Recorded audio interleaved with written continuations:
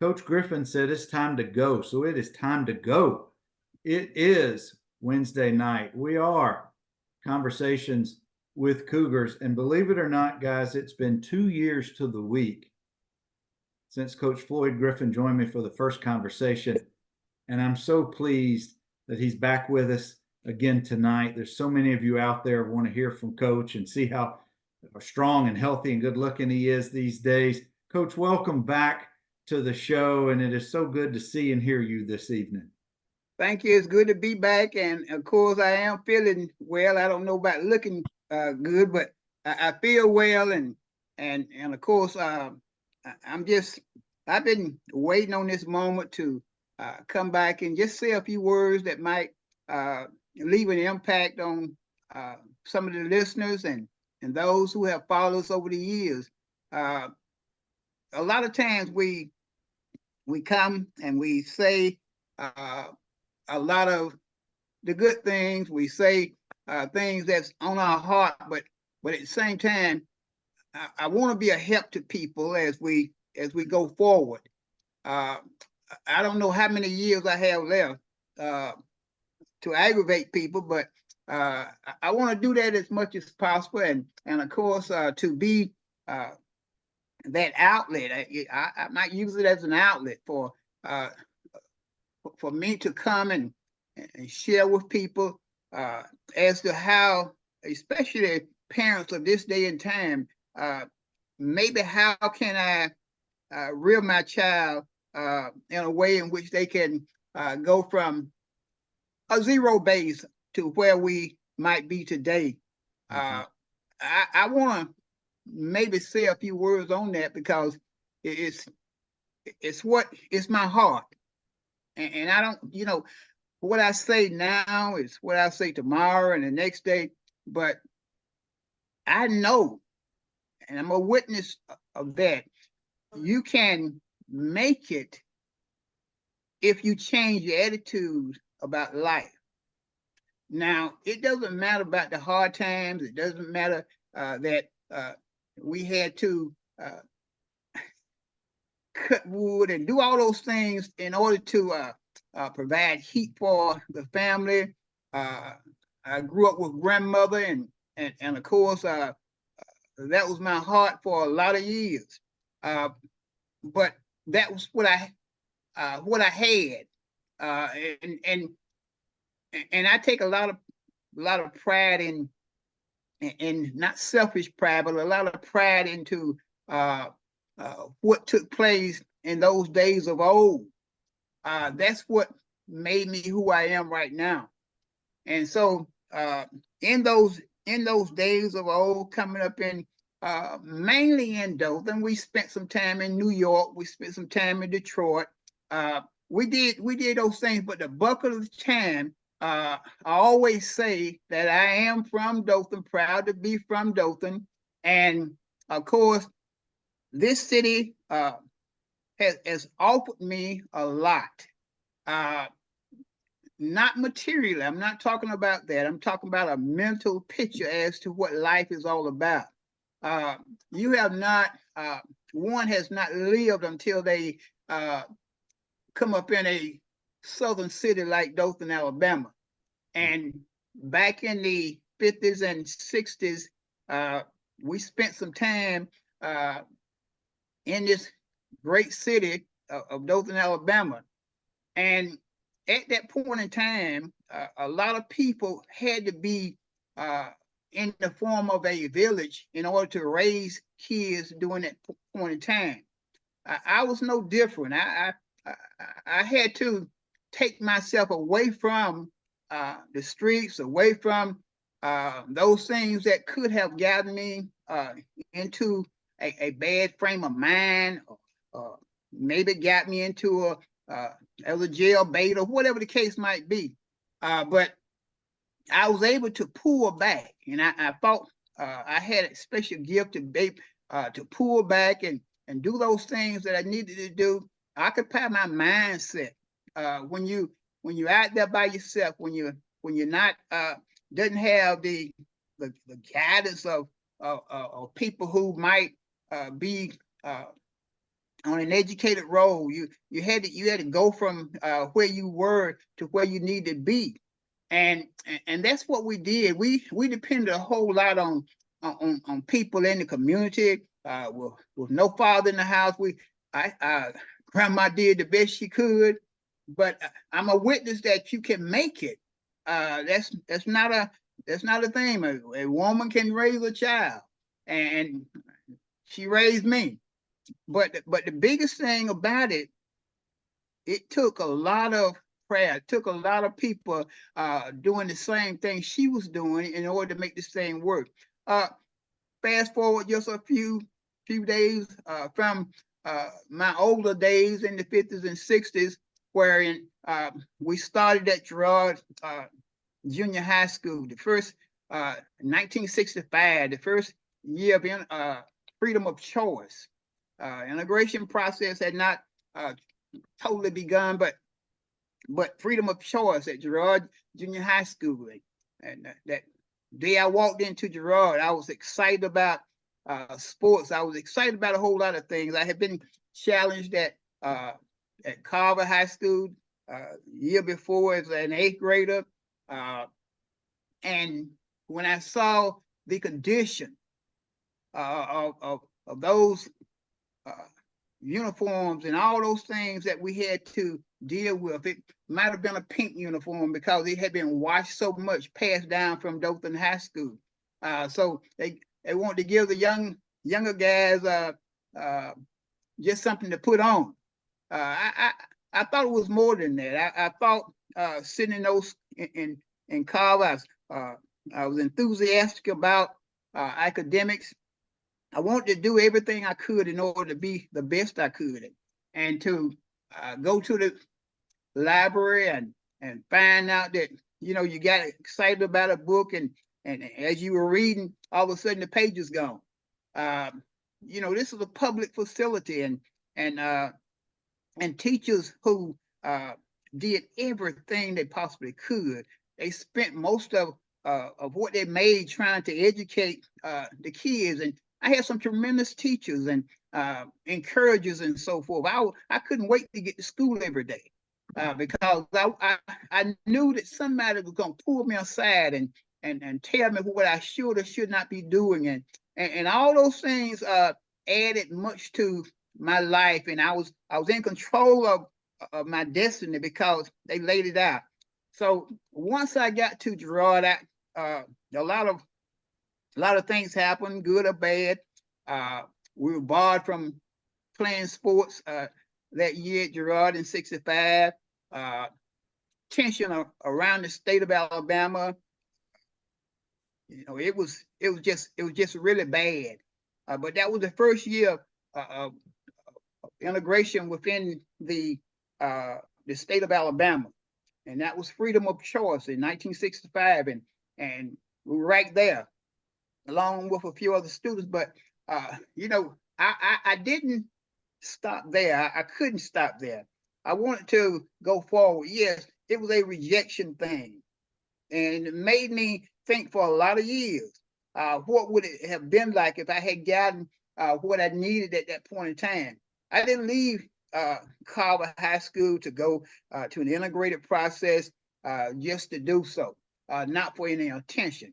The attention was not it because we had everything at Carver that one would want as far as academics and sports and everything, but you didn't have the facilities, you didn't have the books, you didn't have those things, and that was not the school's fault.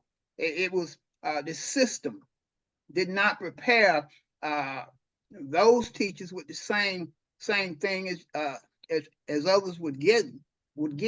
So I began to realize that if I take advantage of this opportunity, I can go and I can dig, and I can feel real good, not so much about being around other ethnicities and so forth. That was not a problem for me. I can do what I need to do by myself. It didn't really matter. My mindset had to change. From a we might say a Black Panther mentality to where I had to take up a Martin King mentality because I knew in order to make it, I couldn't keep that up because that was a target for me to be in a jail cell somewhere because that's what was going on at that point in time. And talking to people like that, I found out that most had records of jail records and so forth. And I didn't want that. I didn't want to put that pressure on my grandmother, who worked and did everything she possibly could in order to give me what she had. And so after being barred from junior high school, playing sports, I began to realize that it was not all about sports. It was about my being academically trained to be the best I could possibly be. I had some great, found I had some great teachers. Most were good at Gerard. Had some who might have been prejudiced, not being able to accept the fact that a little black child is sitting in your room when you had all whites in there before. But we're not here to blame, because the blaming won't bring back what took place. And so being barred from sports, it just say, hey, you must be the best student you can possibly be, because that's what's going to get you through. And so we had to in the black base community, we had to be the best we could be every day, because you had to after playing sports, maybe you had to come home and play again, because that was you had to it was like a territorial thing. You had to do something in order to gain your territory and your status as a good athlete. We played everything, from football to basketball to baseball, and every day, it didn't matter what, you had to race somebody. Somebody was gonna call you out. You had to race, and I had real good speed, and I had a lot of confidence in my speed, and I worked on it. Why? Because I wanted to be the best I could possibly be. I knew I was gonna try to be a running back one day. I said that's a glamour position, so I knew I was gonna run into that same problem later on, and I didn't expect to go. We're leaving 65 and pick it up on the next show. I'm leaving 65, going to 66. First year that we were at Dothan High School, and it was unreal experience. We stayed out. Practice had already started. We had to get our nerve together in order to go, because it was a new experience. We're talking about 2 black students in the midst of a couple of thousand people. This was going to be really rough, and I had to walk to and from school every day. I don't mean to interrupt you, but were you the only black athlete to go out for football in the fall of '66? I was the only black to go out for football at that point in time. There was another student there, and who we did not see each other all day. They separated us, and of course, it was meant to be that way. Get them away from each other so they won't have a crutch. We, the snickering and all those things going down the hall. Nobody directly said anything to you, but it was just the snickering and those type things that we heard constantly every day, walking down the hall. And what I took pride in was properly dressing. My pants were not down below my behind.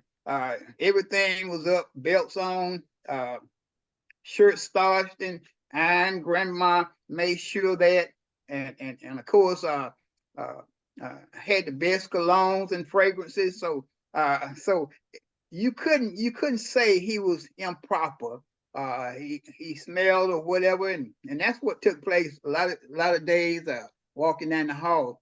But But none of this happened overnight. You said something a few minutes ago that I want to backtrack and ask you. You turned your mindset from a Black Panther mindset to a Martin Luther King Jr., Dr. King mindset. Did this begin while you were at Carver? Did it come to fruition at Girard? Kind of share with us, how did you train your mind? You're a young teenager. How did that develop? Because that takes a lot of maturity. it was not it was not something overnight. It had been in my mind, on my mind.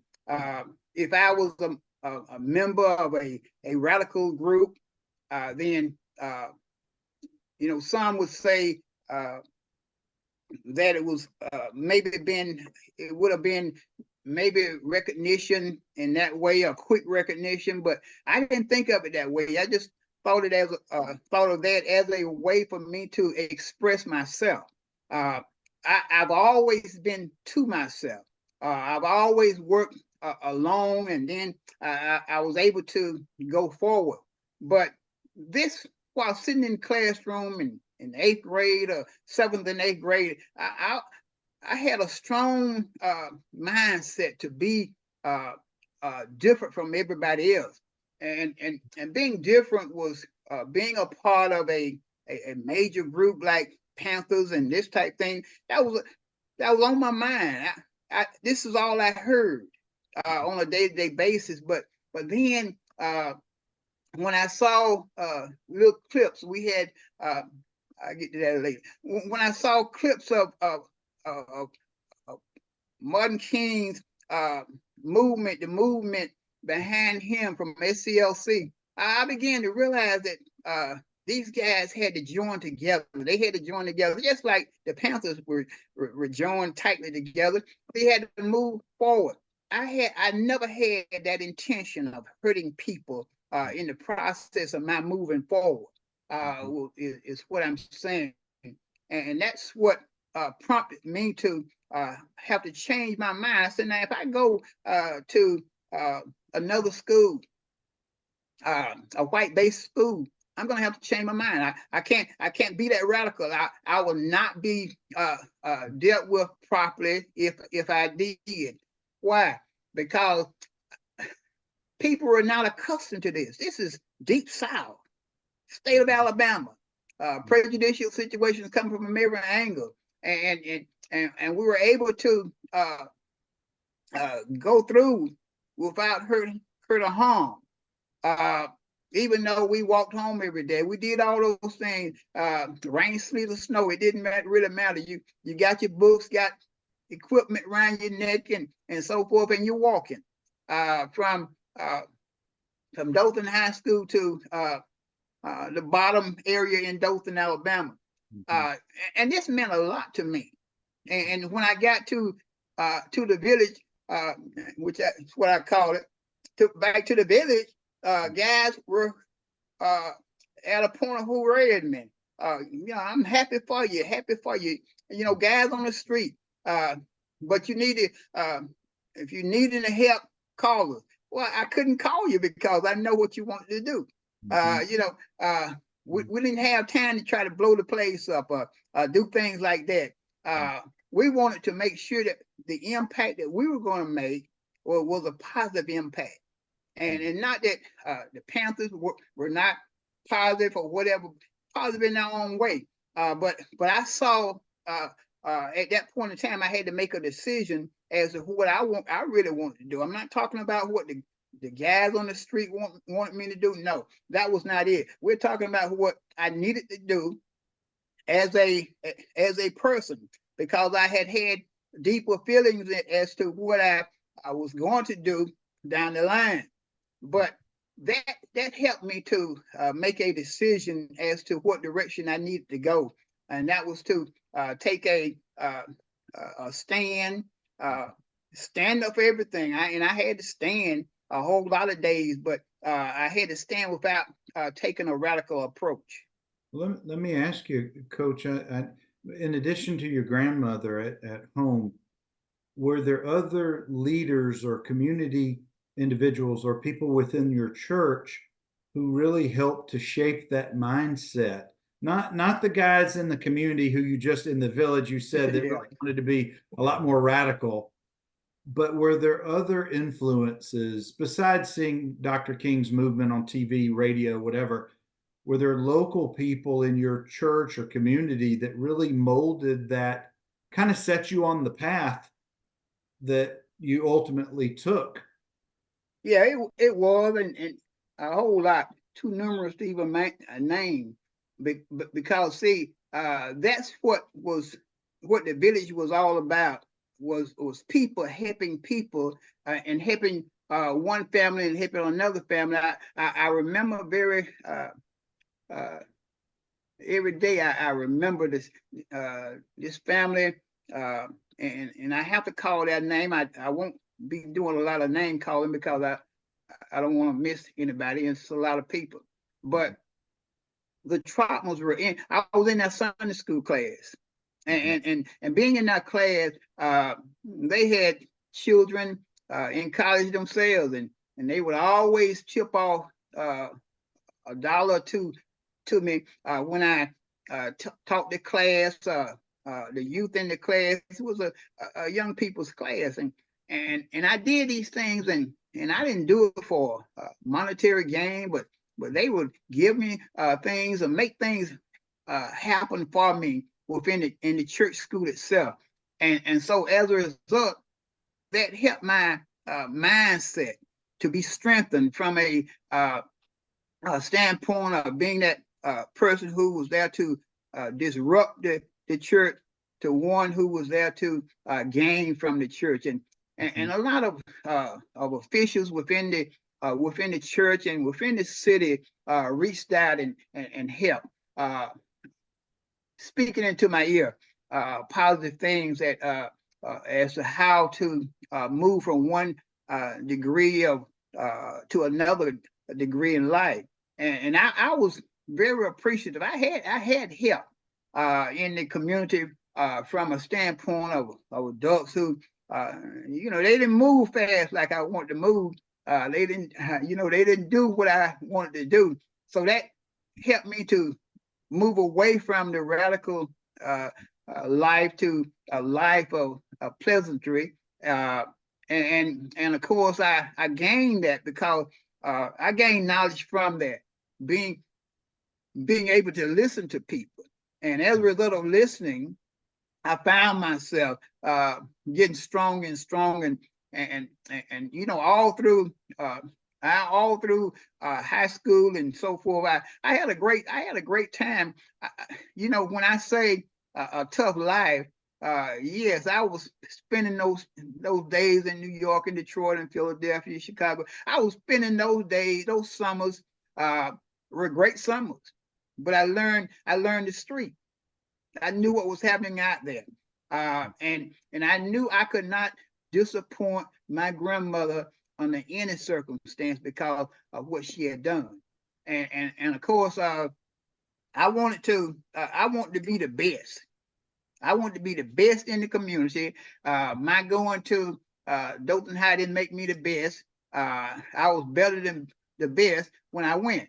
It just strengthened me to be around different ethnicities and so forth as we went forward in life, and that's what prompted me to make it to where I am today. You cannot make it by yourself. I reach out to kids. I still reach out to them, and they're still mine. And so I don't care. You can speak to me or what have you, but you still mine. When I was with every child, from then until now, if I was with you, I wanted your parents to to feel assured that you are all right because you were with me. And that's what I did then. I started putting these guys to the side, and we might have gambled before we went to church sometime. But and gambling on the side of the church, nobody really saw us. did that before you got in church, and went in let and me ask sang you, and Coach, prayed and did everything. I gotta ask you, did Kenyatta know about any of this side of the church gambling until just now? Yeah, yeah, she know it. See, they are within my congregation now, Mhm. and we talk a lot about those things. I talk to this part of my grandkids Mhm. all the time about it, and I want them to see. I took my oldest grandson. I would take him around to various places that in the community that where people were sleeping outside. They were warming up at the big pot fire, because they didn't have nowhere to go. I said, "Is this the way you want your life to be?" And so he began to. My oldest grandson began to make moves or make strides as to what he wanted to do. So I said, to do that, you have to make good grades. So he wanted to be an engineer, and he want to make all A's, and that's what he did. I said, do not pressure yourself in wanting to play football or basketball or baseball. No, uh, don't pressure yourself. I was Mhm. barred from. It was a great story the way they told me I couldn't play golf. Uh, I was a pretty good golf, still a pretty good golf. That's not boastful, but I am. But the idea of that being my best sport, Mhm. uh, it hurt some. But I couldn't become uh, a part of the golf team because my parents didn't know we're not a part of the country club, and of course, you know, truth known, they didn't know where the country club was. But we did that, and that's why I say I never want to uh, down people for their feelings, because at one time I had a negative feel about life, Mhm. and if I had not been involved in sports and other activities, and I wouldn't have been able to make it. And that's the truth of it. You have to involve yourself. You have to trust people out there. And I had to trust these people who were giving me these nickels and dimes and so forth, because they meant a lot to me. And so as I began to lose people in my family, uh, back then, I began to pick up more from the village of people that were out there, and they would come by and say, "Hey, don't worry about your mother being gone. Hey, I'll be your mother." And so it was situations like that got me to thinking, and I couldn't do these things by myself. I was a young entrepreneur, and I was trying to make $2 or $3 every chance I got, Mhm. but I didn't want nobody to give me anything. And so Mhm. I want to have for myself. I want to have be able to have buy the necessities of life, and I did. So that helped me. Why? Because of the change of attitude. You want to change the world, change the attitude, because it Coach, let, starts with you. let, let me, I'm going to give you a break, let you get a little bit of water because I want to tell you who's in the house tonight because it's a roll call of Cougars. Ah, And before I do that, for those of you who don't know, Coach Griffin and Coach Johnson were recent inductees into the Wiregrass Sports Hall of Fame. And we had about 30 former players who came to the event this summer down in Dothan. It was a magical evening. And they told each of the recipients, you've got 5 to 7 minutes. And I don't think Coach heard that part because I think at about the 28-minute mark, they finally got him off the stage to let the last, and I want to say he was last for a reason because he just brought the house down. But Coach, again, congratulations on the well overdue recognition. But I got to go through roll call because these are some names you need to hear tonight. okay. We got Pat Fitch, Mm, Faye Flowers Phillips, Aaron Amanda Howell, Revis Gertman, man, Slim man. McDuffie, Mark Reeves, Jason Mullins, Carlisle Morris, Shirley C., Catfish McKenzie, Eric Easley, Pye Whaley, Josh Parrish, Harry Wayne Parrish, David Fields. Oh my gosh, it keeps going and going and going. We got Robert Hudson. We got James Gardner. We got Aristotle Onassis Kirkland. And coach, that's only about half who've rolled through here so far. So I wanted you to know who's there watching and supporting and loving on you tonight. So, woo!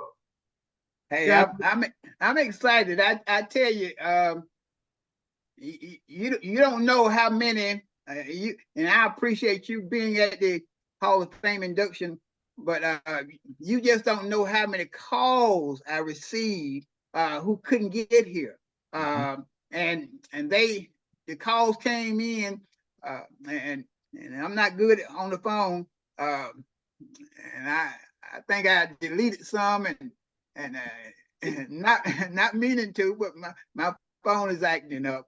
But I had a great time. You had a flip phone until 2 years ago. Till Commissioner Dorsey went and got you a real phone. Am I wrong or am I right? You are right. And of course, it's no need to get a new phone because if you don't know how to operate it. And so he get on me a lot about that, and he has been, he, like many others, have been jewels to me. I mean, I can't even begin to thank him enough. I was with a guy last night, and of course they picked me up and carried me to games and so forth, and because they know I don't see that well at night, and after my illness, I began to be a little shell shocked, so to speak, as to getting on the highway and all that. So I have guys come by and pick me up and take me places and so forth. And those guys you just mentioned, matter of fact, I just had a conversation of love with Dr. Reeves Gertman, superintendent of schools in Ozark, Alabama, coming out of the Cougar clan. So I took a lot of pride in him calling. My wife had him in an earlier situation at Girard Elementary. So coming out of that, we've had a lot of people. My daughter would follow me everywhere at that time. Matter of fact, she, in those earlier days, she was right there on the sideline with a pom-pom, rooting us on. But I have a lot of support. I tell you, I can't begin to say how many people have come to my rescue in sickness, phone calls and everything. But I just love who I am because I know who I am, and so I've just been in that frame of mind to always reach back and help somebody else. That's my intention. I'm going to help until they carry me out of here because it's so important. Your mindset and the way you have described the way it was shaped growing up in Dothan and your trips up north, it doesn't surprise any of us, Coach, of the flowers that you're getting now, because you've been doing that your whole life. And one of the things that I've always appreciated and loved about you, and that I try to emulate in my own way, is giving back to the community. Whether it's big things or small things, it doesn't matter. It's the mindset that keeps you moving forward, keeps you waking up every day. And you're not how do I say this? You always put others ahead of your own. And we've always appreciated that about you. And I mean this with the utmost admiration and respect. That's why so many people love you. And I know that that's not what you want to hear tonight. I know that it's not, you don't want to hear all of these praises, but they're going to find you. And they're finding you right now in the comments section that I hope that you'll go read afterward. because you might not go to sleep tonight because there's so many. Kevin Jackson just dropped in. There's so many comments, and we're not done with our conversation. I'm not letting you out of here yet, but I just want you to know that I'm sharing with what we're all thinking and have all thought for many, many, many years. So we're going to keep going, but this is my first time thanking you, Coach. But I want to back up to Carver, 7th and 8th grade, a predominantly Black population, student population. I don't know if there were white kids in the school or not, but I know it was predominantly Black. Did the kids who, if they matriculated through Carver and stayed at Carver, would they have gone to Young Junior, or where would they? They would. A lot would have gone to Young Junior because of the way it was situated next to the Black-based community. You had different. Had a different style of kids going to Girard. I wanted so. That's why I wanted so much to at Girard to face the kids at Young Junior, because they had at Young Junior probably the better athletes. And of course, you had a tremendous Hall of Fame coach in Coach N.K. Jenkins, who got most of those who came through Dothan High later. But the thing is, I wanted to challenge them because, Girard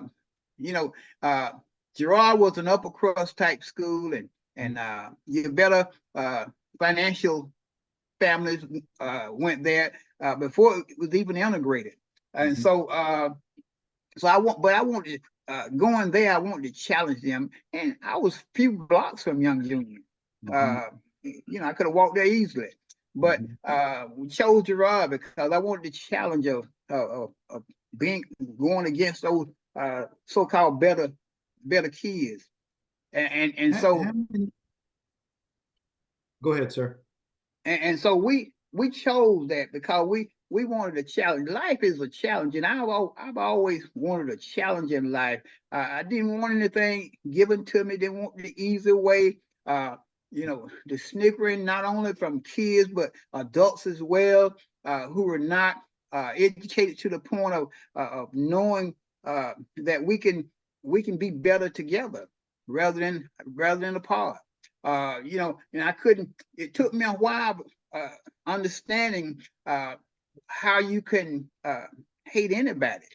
I couldn't find myself doing that, and I wondered when I talked at some white families, how can you have me working in your house, cooking your food and cleaning your child, and you hate me? Now, common sense to me was to hurt you in the process of being in your house every day. But people didn't do that. They went there and in honest day's work, they got little no pay, but a lot of children, a lot of white kids were raised by black parents, or we say not black parents, but black caretakers. And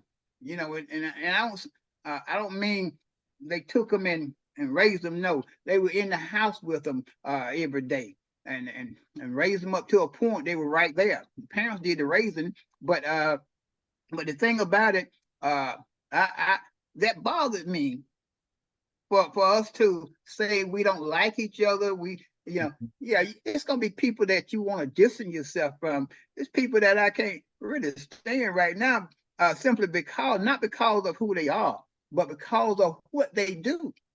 And so what I do, I distance myself from them. I don't show any degree of hatred to them. I just stay away from them. And so you have to learn when enough is enough. And so I have to applaud those who were there for me in those earlier years. Car in 7th and 8th grade were black based, no whites were there, and we had a great time. Well, Coach, when you came over to Girard, were there other Black students who also came from Carver that year? there were we had 8 that came over, and I'm a biblical expression. The 8 means a new beginning, and we saw it as a beginning. Nobody else was thinking like I was thinking, but I wasn't the smartest of the group, but I had a lot of common sense, and so that was the thing that got me. We were the first to and starting this new beginning. Education process was already going on, but we had to change from being in that black base and white base situation. Now we're coming together. Now how are we going to deal with that? And so that's what led me. I tell you, it led me to start thinking about civil rights and so forth, and what it really meant. And most of the time, when you start talking about civil rights, now you're talking about civil law. Because that's an individual situation. Civil law is basically dealing from individuals, but as opposed to criminal law, which deals with the effect of how this going to affect the society as a whole. Well, the Civil Rights Act was passed in '64, but it not like it was recognized in Dothan, Alabama for a while. It took years. But how did you, on a lighter note, you weren't able to play sports for Girard that year, your ninth grade year. How did you quench your thirst for sports during that year? What did you do to exercise or to compete, if anything? Well, we did it every day. If you lived in the black-based community, you're gonna play sports every day. It might not have been organized, but you were going to play every day. You're going to have to challenge somebody every day. You had football. We had annual football game in Mike Ray home, big field and so forth. That was a Christmas Day football game that was played. Everybody from everywhere came to that. It's supposed to have been touched, but you got your head banged in and everything else. It was touch out, right? And we had a place right across the street from our house, a power station, water station, and it was about 10 feet wide. And there was no passing. You wouldn't have been a star in this league. It was no passing, just running only. And you were throwing it, and I was trying to be a running back too, and you were thrown in the street. And it was not a day that passed by. Somebody didn't fight, and we went to the store and bought a soda, and we shared it after fighting. It was just that kind of situation, but we learned to endure. The pain was there. I'm having to. Oh God. I'm having to warm by the fireplace because that's the only source of heat that we had, and I'm the one that had to cut the wood in order for it to be right within the house. And the lighting was so bad. We took us a while to get lights.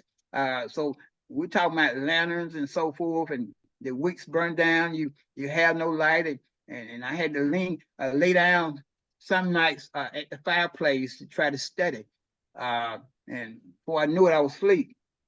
And so it was no rest in the house. So I had to make sure that when I looked around, there were some people who were in worse shape than we were. And so that stopped me from complaining. I stopped complaining about what I did not have, and I was thankful for what I had. People brought things by, and that was not really good clothes, but we wore them. My grandmother would take them, and we'll go from there. Because so and so down the street don't have anything. We can give them to them. So that's the kind of tutelage I had at home.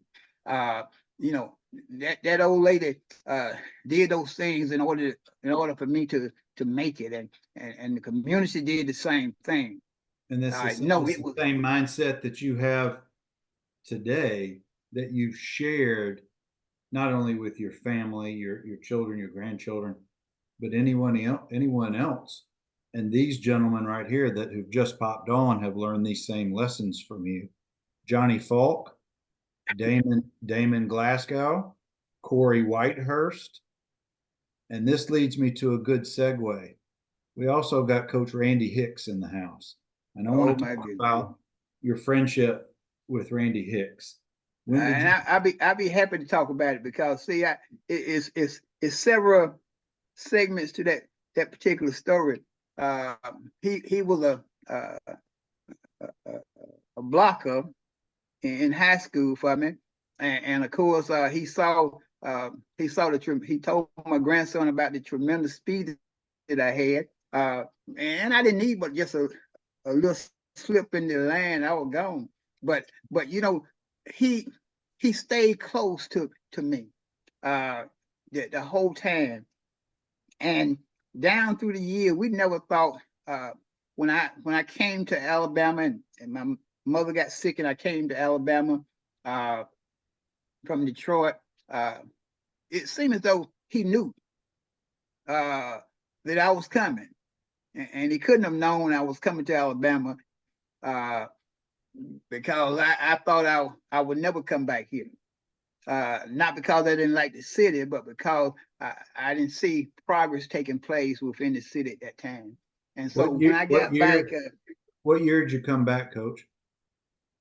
I came back in 74, 75, and this was a good time, and so when I came back, the first person that called me was Randy Hicks. You know, he was trying to organize some things. He was then the head coach at Girard Junior High School. He was trying to organize and get things situated there. Tremendous coach. And so I said, wait a minute, coach. No, I was headed to I was coming if I was coming to Alabama, I was going to Jones Law School in Montgomery. That was my plan. If I was gonna come, I told my mother if I was gonna come, but she had lupus disease, and of course she had to have help.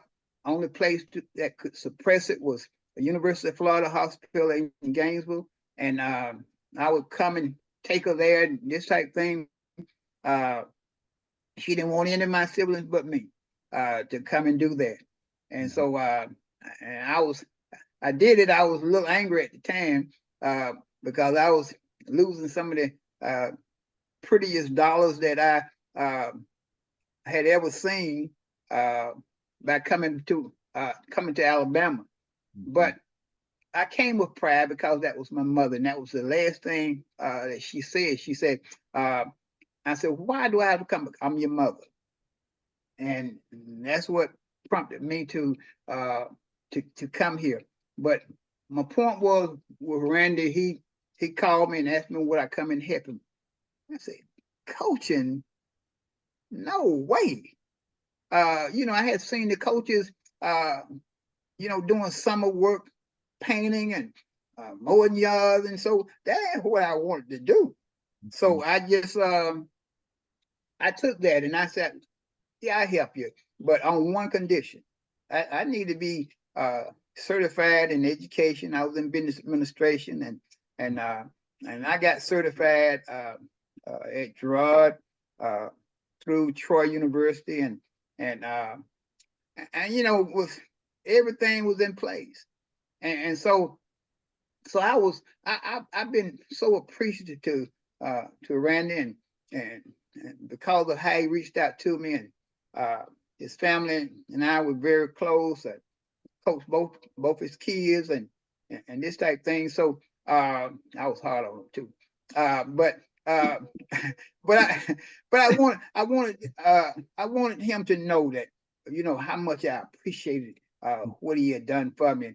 And so let me jump and go back to something, jump up to something, because through all of that, his help, our camaraderie that we established working together then, and we'd always tell the stories and so forth and that type thing. But there were several, when I say certain things about Dothan, but Dothan High, but that was not what I meant that the whole school was bad. No, there were some great guys in there, and that took up for me, who stood in the way uh, uh, for me to progress. And Randall was one of them. And we started, and had Wayne got the job uh, at Northview, and he said, well, we'll just choose one or another. You choose somebody, I'll choose somebody. And we did it that way. And the first person I chose was Randy Hicks. And I knew what he could do. And I was confident in him. He said, now, are you sure? I said, no, I'm more than sure. He's going to be an asset to the program. Now let's back up for just a second. When you're talking about choosing, it was Coach Parrish was the offense and you were the defense. Yeah. And Coach Hicks was your first choice to help lead the defense. Mm-hmm. But I want to pause that part for just a second, Coach. Were you and Coach Hicks at Girard the same year? Were you all the same class? No, he was a grade ahead. Okay, so when he you was a got grade to ahead. Dothan in 10th grade, yeah, he was 10th grade. That Coach Hicks. Yeah, he well, see, I met him back in high school, mm-hmm. as teammates. That's right. when we first got together. Right. And so yes, he was he was a junior when I mm-hmm. went to Dothan, but that was the first time that we had run into each other, and when we were in school together on the same team, and so of course. In the school term of 1965-66, that's when you were at Girard in 9th grade. Mm-hmm. Fast forward 9 or 10 years later, Coach Hicks is the head coach at Girard and is wanting you to join his staff. So, yeah. And I don't mean to jump around on you, but I'm just seeing kind of a full circle here in a 9 or 10 year window. But I do want to go back because I think it's very important to talk for a few minutes about those high school years. You come in the fall of 66. How many students integrated with you to Dothan High in the fall of 66? 2 of us. It was just 2 of us. Mm-hmm. Myself and another guy, Michael Graham, and that was it. Was Michael also an athlete? No, mm-hmm. I was the only athlete. But the others went back to Cougars and came back the next year, mm-hmm. Which was great. But the thing about it, we had a lot of I had a lot of sleepless nights, mm-hmm. Pondering as to whether or not I'll make it through the night because of the pressure that was put on. And so I'm thankful that I had some guys on the team that would that I could reach out to. And I don't like to call names. I don't like you being a legalist. You understand what I'm saying. But I to call these guys names like a Ray Hutto and Bill Coker. These guys were good guys and have forever been good guys, especially Bill Coker. It didn't matter where I was, he was gonna speak. He wanted a conversation. But you have those moments, you have those people in your life, and but I didn't depend on nobody from that side of the circle. I went, I was going on my gut feel that I could get these things done with just little or no help.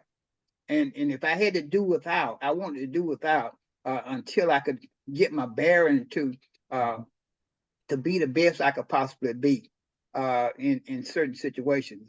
And so adults, and I remember you asked about adults and so forth.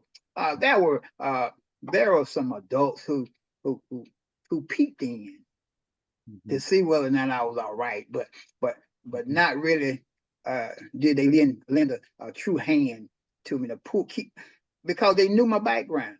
They knew I didn't, I didn't have that man force behind my life, and so I had to do these things like a man, and I had to do it at 14, 15 years old, and so that's how we made it.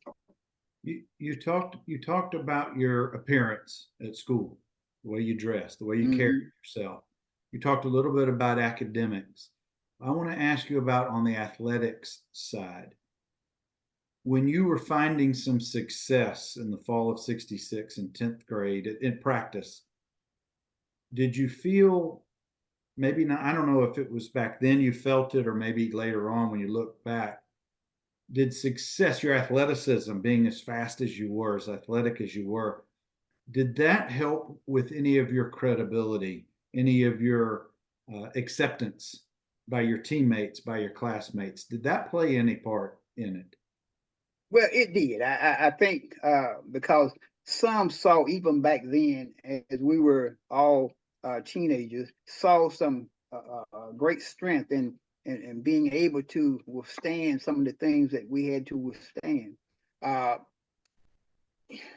don't think that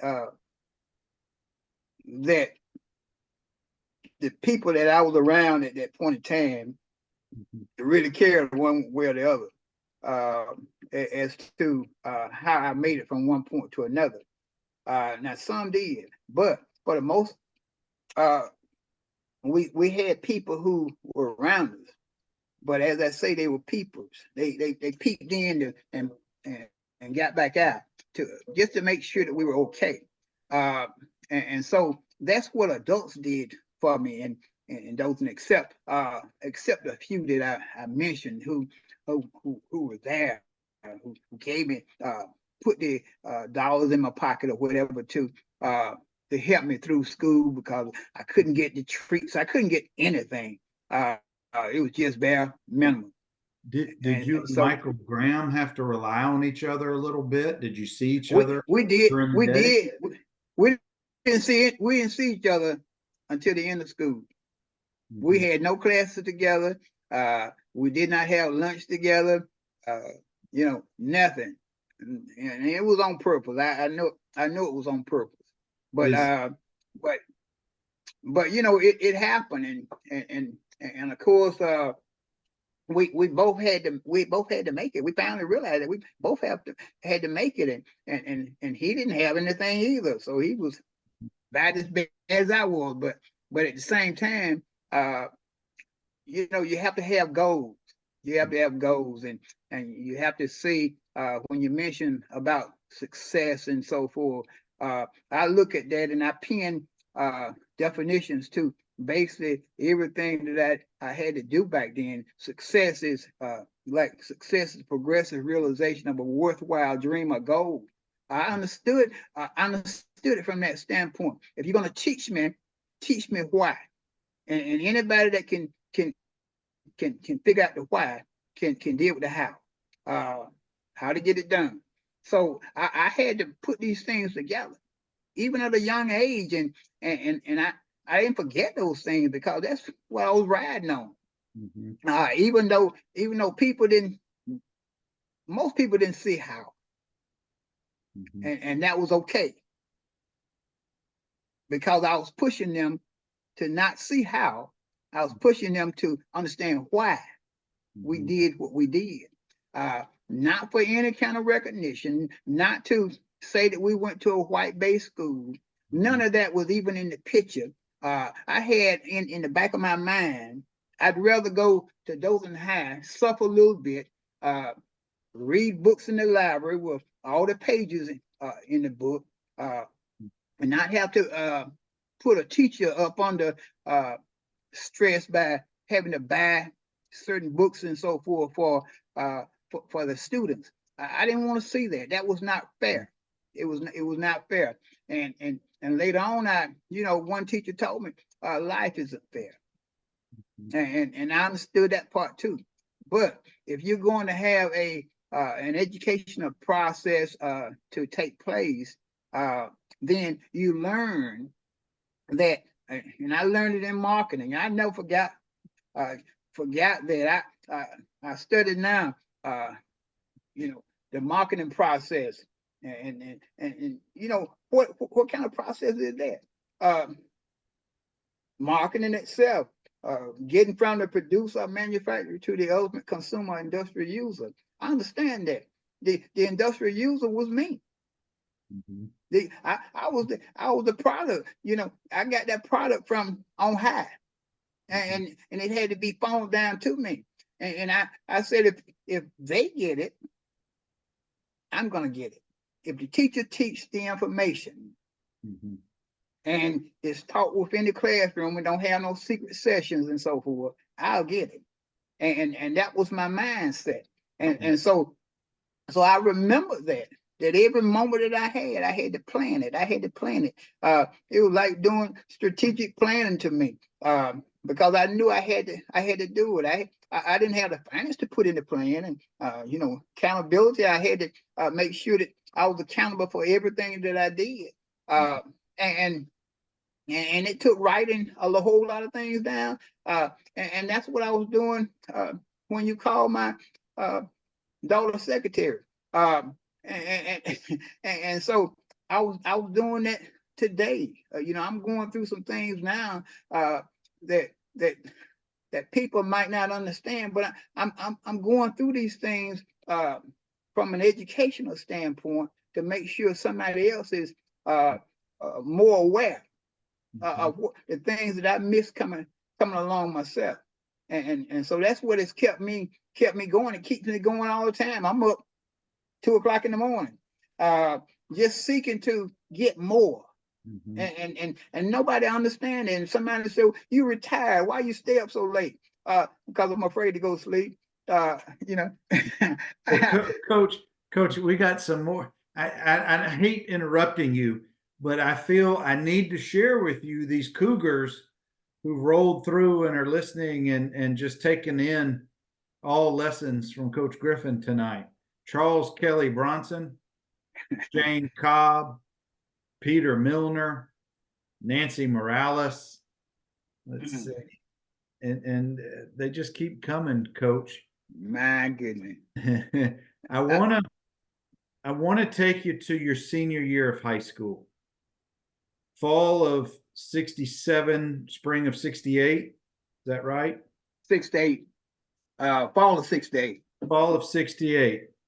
Well, during the spring of 68, your junior year, pardon my French, but all hell breaks loose in the United States. Yeah. Dr. King is killed in April. Riots throughout the country. In Dothan, Alabama, how does that impact a 17-year-old junior trying to make it through Dothan High School? Well, let me say this. Of course, I was 16. I was a little younger than most. But the thing about it, I took this, and I said to myself, wherever I am, at this point in time when everything is broken in the United States, and I had to take it and I had to use it to my benefit, because I knew that out of every war, there comes some benefits to those who will take advantage of what took place within the war itself, and the burning, the things that took place then, you understood it. You understood it to be somebody is not at ease in our country. And when we say United States, we got to understand that united itself means that we've come together. All 50 states have come together, but they never came together. Now, when I look at that, I go back. I went back and I said, now, do we have a Declaration of Independence that's false?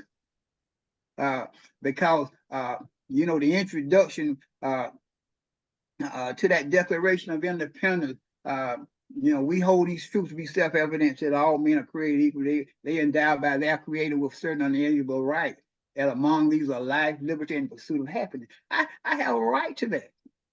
But did I get those rights at that point in time?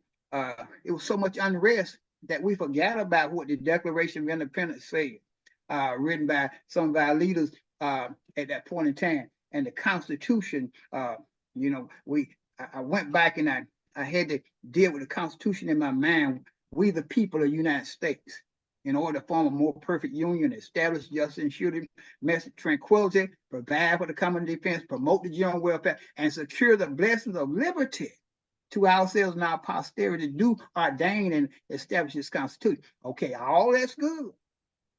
But I had to go back and I had to look at all of that. And when I looked at it, I saw where there were so many faults. Not in the writing. It was faults in the people who were responsible for these things being carried out. So the documents are there. We just have to carry it out. The same thing today with civil unrest and everything. We have to find a way. Can I find a way to cause some things to happen in my life that has not happened before? And so I want to make sure that that I was in the right place. You young. Most people don't even think about that as a junior or senior in high school. I got parents or what have you to look out for me, so I can just be loose. No, I didn't have a chance to be loose. I didn't have a chance to be that child growing up, because I had to care for so many people in so many situations, and I had to put mine on hold. And so that's what I tell my kids, grandkids, especially. Hey, it was so much I had to do. I couldn't really focus on being not really being a good football player, a basketball player. I couldn't focus on that. And I'm trying to live. I'm trying to make it to where I got to take care as a man. I had to be a man as a boy, and so I'm appreciative. I am appreciative, and I'm gonna tell you, I'm gonna throw this in free. Your family and your mom and dad know it, have meant so much to me. I mean, so much. I sat there when you were in school and afterward, your daddy took care of me on a lot of different things, and Mama Ruth was right there. She would always give words of encouragement. And I'm not saying this because it's you. I'm saying this because this is what took place. And they were parents to a lot of people. And that's what that's the joy that we had.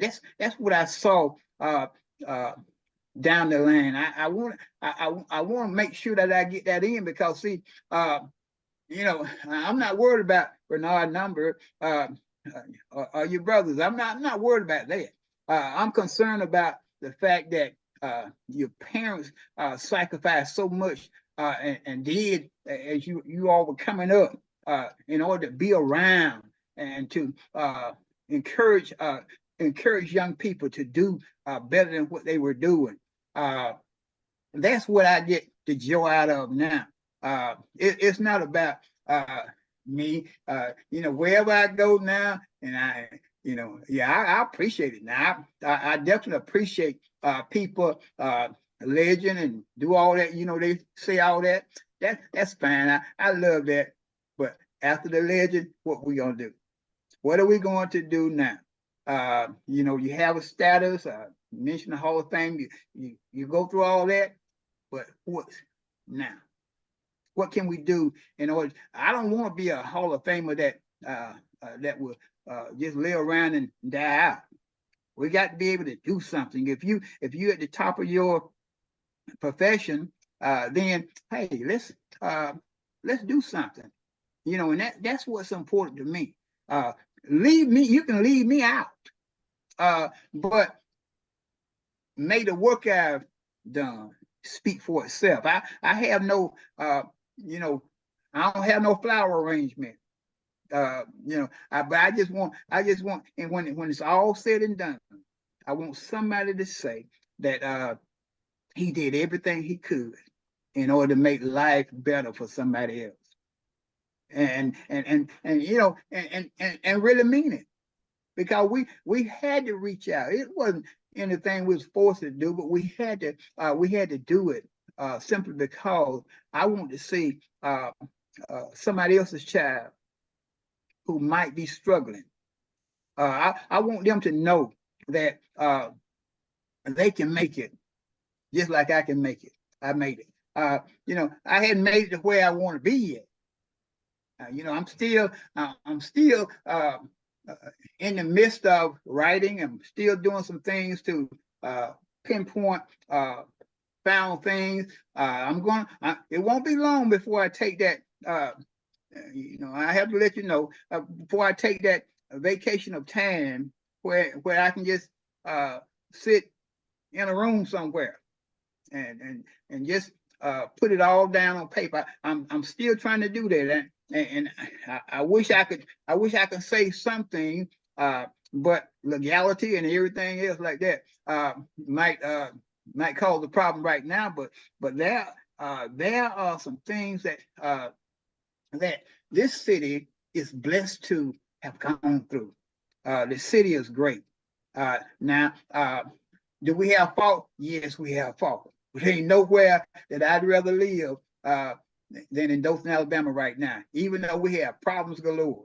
And what kind of problem? We don't have problems from those who have been here. We have problems from those who are coming into here, and not knowing how we are. You have a lot of things going on in this city on a day-to-day basis, and every time I pick up my phone, I see a police alert. Just hey, somebody's got robbed, somebody's got shot. I ride through these neighborhoods every day. That's part of my ministry. I need to see what's going on and then report it to those people that not from a snitching standpoint. Now, and we're not even talking about law enforcement.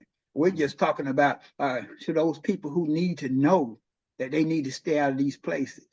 That's why we ride the street, and that's why we seek to gain respect out there on the street, because see, those are the people that I'll stop on a service station and be held up for another 10 minutes because they just want to talk. They just went through something last night. I tell them, hey, I go through something every night. Because see, I had to neglect family coming up. I had to neglect family. I neglected my wife and children. Why? Because there were others who needed more than they needed it, and they understood that. They in a tough situation. They were in a tough situation. Preacher and coaching 4 sports at some time. All these things had to take place because this is what it's all about. If you can, there's a lot of things that you have to look at. But if I can help somebody as I travel along the way, then my living won't be in vain. So we're not here to just pass through, sit down in retirement and drink coffee and everything every morning. No, that's not us. You know And what, so, go ahead. Coach, I was going to say, there's so many thoughts have come to mind. First of all, thank you so very much for those such kind words about my parents and our family. We feel just as equally loved and love the Griffins as we know you do us. There's a Talmudic saying that it sounds like the way you live your life is the way the saying goes. It's not incumbent upon you to finish the task, nor are you free from stopping the work. And that's what it sounds like to me, that you live your life every day that way. But now you're impacting generations of families. And I'm not trying to put an age on you. I'm just saying you've been doing this work for so long in Dothan that now you see the children and grandchildren of the original people you've impacted.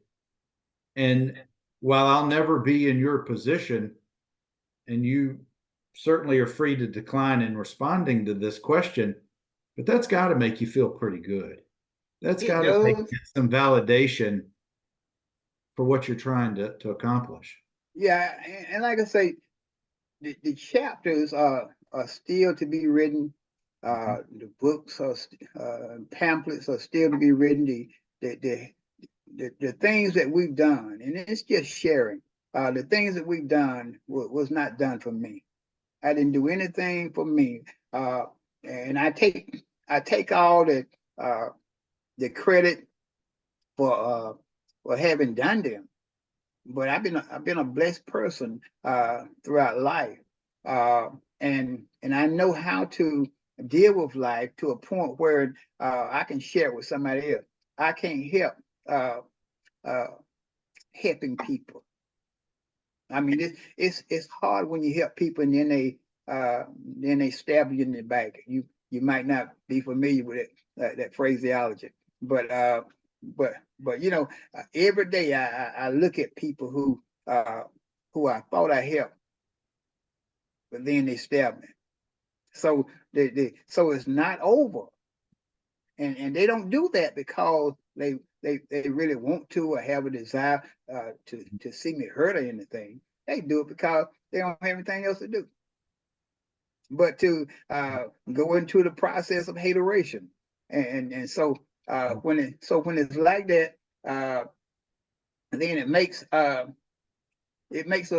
lot of sense for me to be able to do those things for people every day. I keep doing them, even though I'm spat on, so to speak. I keep doing it because can't help it with that. Yeah, and you know, on the flip side, if you can also add this to your thought process, there are countless people who you've positively impacted that you don't even know about. They might not have let you know your impact on them. And I hope people let you know. But before we get out of here, Coach, and we're getting very close, and I want to be respectful of your time, I got to let you know that Bud Young, JJ Joseph Johnson, Brian Marsh, Mark Saffold have all, Reed Merritt have all popped in here in the last little bit. And Coach, if there's any person I know who has walked the walk and talked the talk and lives the way, it's you. And I say that in closing, that you have my utmost respect, friendship, and love. And I could have you back here every week and we would never get finished with our conversation. But we're going to pause it for now because I don't want to get that phone call from Miss Griffin in about 2 minutes saying it's time. So, Coach, I'm going to give you the last word, and I realize that could be another 28 minutes, but I'm going to let you close this out tonight before we finish this episode of Conversations with Cougars. let me, you know, I'm doing a series of things dealing with people, quotes and so forth. I love quotes. I got 2,000 quotes because I want to see what other people are thinking about certain things. Uh, one said this, and I won't say the name tonight. The Lord gets his best soldiers out of the highlights of affliction. You got to go through something for him to really get a good soldier out of you. I've gone through it. I'm ready for the war at all times. And Dr. Benjamin Mays, who's former president of Morehouse College in Atlanta, said this. He said, "We make our living by what we get. We make our life by what we give." And that's why we give till it hurts sometimes. It's nothing for me to walk around broke because you know, I've given everything up because it's just material. And I know that after a while it's going to pay off. Not necessarily for me, but it's going to pay off for somebody. My posterity might receive something or accolades down the line, and that's fine. But we are working not for us right now. We're working to make this city what it should be. It's not. We're a long way from what we need to be in Dothan, Alabama, but it's better than a whole lot of places that I've been. And so we want to make sure that we can give the best.